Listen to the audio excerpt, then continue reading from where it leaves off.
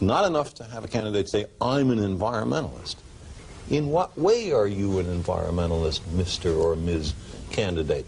Take a look at the most recent election. There we had a candidate who said that he was an environmentalist. He, in contrast to the previous 8 years, where we had an uncompromising anti-environmentalist in the White House.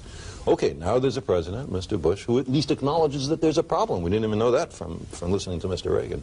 But if you look at Mr. Bush's budget, we see not a hint of any real commitment to the environment.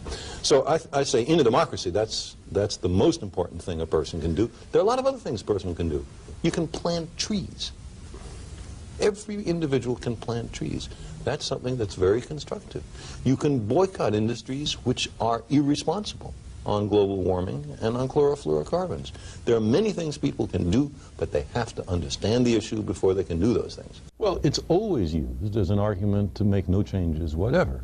Any change will lose jobs. So, for example, the A-12, the Navy fighter that was just canceled because it was absurdly over its cost estimates. There will be thousands of aerospace workers who will lose their jobs. Is that a good reason to pour additional billions of dollars into this rat hole? No, it's not.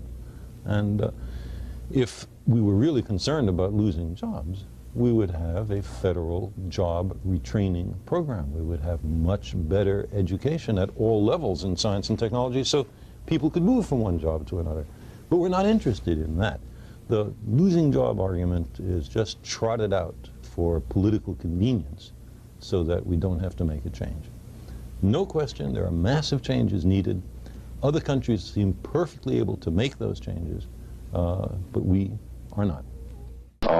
There's not a single verified or checked out report which is at all connectable with the possibility of extraterrestrial life.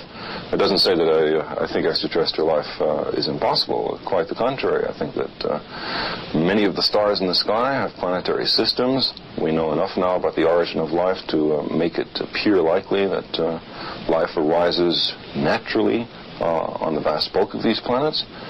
It's possible, but by no means certain, that life on many of these planets evolves into beings which are as advanced as we, or more advanced. And I don't see any reason why we can't imagine that there are civilizations thousands or millions of years in advance of ourselves, capable of technical feats that we can hardly imagine.